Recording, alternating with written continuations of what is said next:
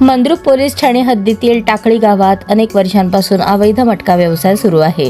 14 जुलै 2026 रोजी उपविभागीय पोलीस अधिकारी सोलापूर यांच्या कार्यालयाकडून टाकळी येथे छापा टाकला असता आरोपी सिद्धाराम जगन्नाथ झेंडेकर वय 53 याच्याजवळ कल्याण मुंबई मटक्यासंबंधी अंक आकडेमोड केलेली चिठ्ठी, 10,000 रुपये रोख रक्कम, सॅमसंग कंपनीचा मोबाईल आणि निळा पेन आदी साहित्य जप्त करून पोलीस शिपाई अनंत शिंदे, सध्या नेमणूक उपविभागीय पोलीस अधिकारी कार्यालय सोलापूर ग्रामीण यांच्या फिर्यादीवरून महाराष्ट्र जुगार प्रतिबंधक कायदा 1887 च्या कलम 12A नुसार मटका एजंट सिद्धाराम झेंडेकर याच्यावर गुन्हा दाखल करण्यात आला आहे. पुढील तपास PSI चव्हाण करत आहेत. या अचानक झालेल्या कारवाईमुळे चर्चांना उधाण आले असून टाकळीतील मटक्याची संपूर्ण साखळी उघड करण्याची मागणी नागरिकांकडून होत आहे.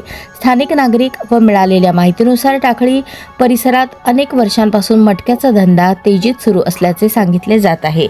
वरिष्ठ कार्यालयाकडून कारवाई होते तर मंद्रुप स्थानिक पोलिसांकडून कारवाई का होत नाही? स्थानिक पोलिसांचा अवैध व्यावसायिकांवर अंकुश राहिला नाही का, असा सवाल उपस्थित केला जात आहे. संबंधित बीटच्या कर्मचाऱ्यावर कारवाई होणार का, याकडे नागरिकांचे लक्ष लागले आहे.